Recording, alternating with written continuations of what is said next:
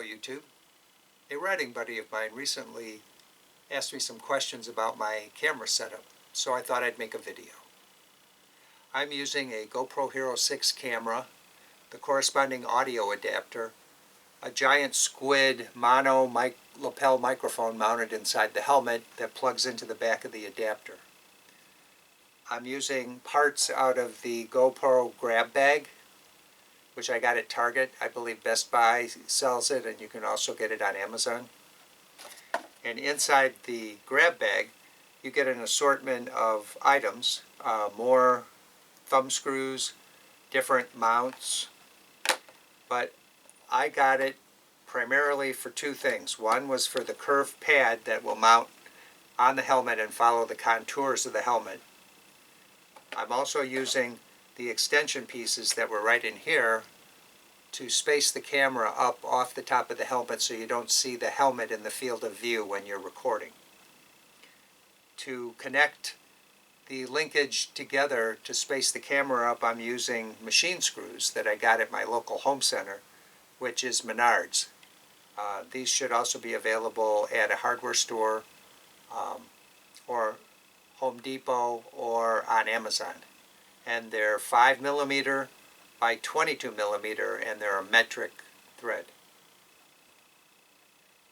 So today I wanted to talk primarily about the remote I'm using, which is a Suptig waterproof wireless remote for GoPro, and it looks like this.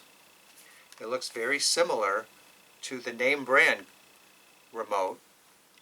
Unfortunately, this one stopped working, and I elected to buy the Suptig brand. In measurements, it's almost identical. They even have the charging port in the same place.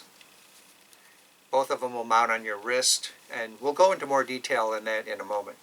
I also wanted to talk about using the app on your tablet, the GoPro app, which is free to download and will interface with the GoPro. Let's get started. Next, I would like to talk to you about using the remote to control the camera. I'm using a Suptig waterproof wireless remote for GoPro. I got it off Amazon. Current price is $45.68. This is what it looks like. This is a name brand GoPro remote. They have similar dimensions. In fact, the GoPro seems to be a little bit thicker. They both have the same method of charging. There's a charging port on the side with a proprietary plug that plugs into here.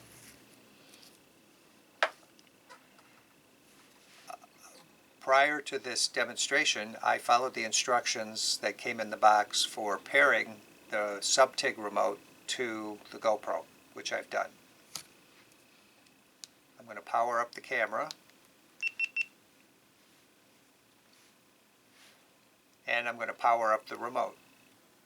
And a pairing sequence takes place.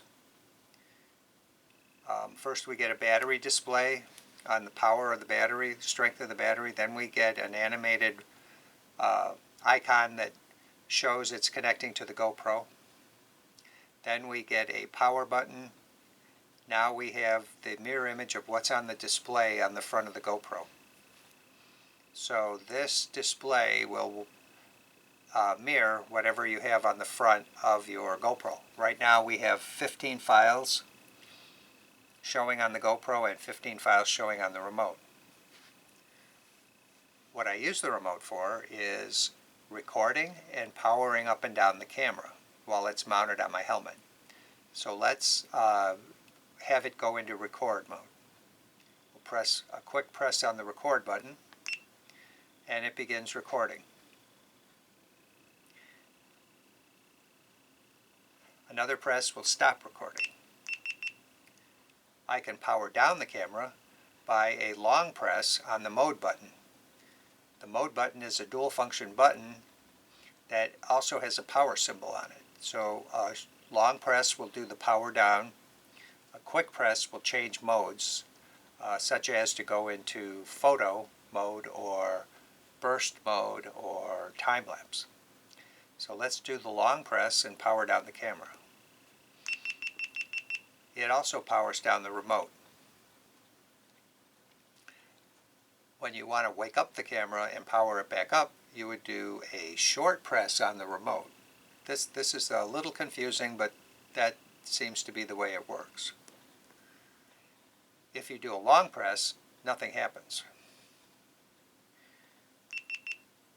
And the camera wakes up. It defaults to video mode, the way I have it set. That is a user settable option on the camera. And if you wanted to record again, you press record with a quick press. Stop recording, you would press a quick press. To change modes, I'll do a quick press on the mode button just to demonstrate it'll go to photo mode as the next mode.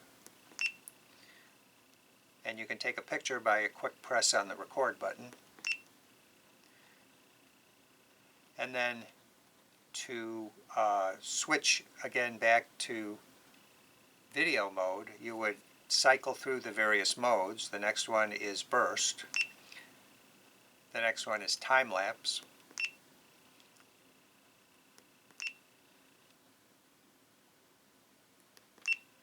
And then repeated pressing will take you back into video mode. There, we went back into video mode.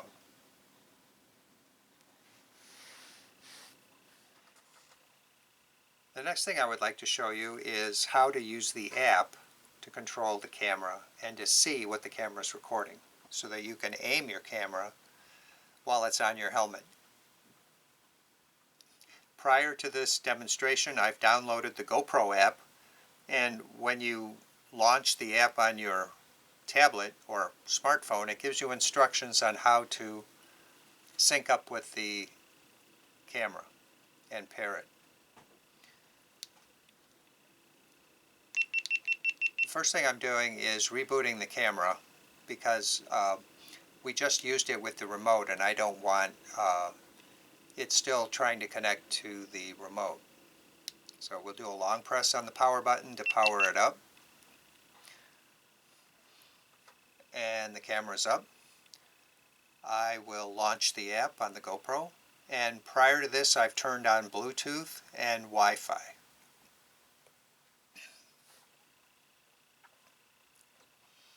And the app launches. To go into the mode to control the camera, I'm going to press the GoPro camera icon in the upper right corner.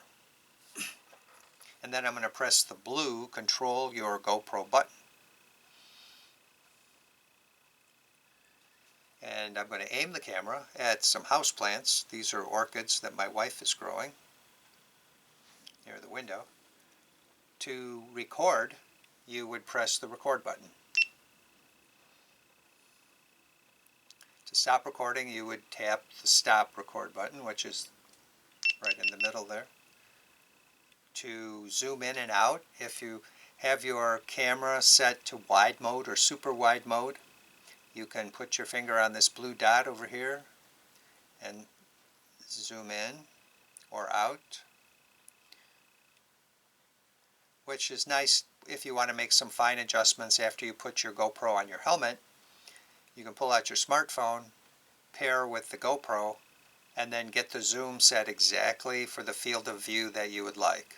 And then begin recording and go on your ride. To stop recording, tap the same button and you stop recording. If you would like to power down the GoPro, and this is a one-way ticket where you're powering down and the camera will not turn on again from the app. You'll have to manually restart it. We'll tap, to power down, we'll tap the power button in the upper right corner, and it gives you a warning message that says if you power off your camera, you won't be able to restart it through the app. And we'll power off. In summary, using the remote to control the camera or using the app to control the camera has pros and cons.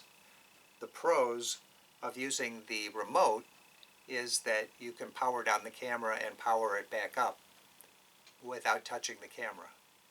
The con is you can't see through the lens to see what the camera is recording, which you would use to reach up and aim your camera properly. You also can't zoom in or zoom out using the remote. On the other hand, the app will let you zoom in and zoom out, go into record mode, and begin recording, stop recording, see through the lens, but if you power down the camera with the app, you'll have to touch the camera and press the power button to bring it back up again.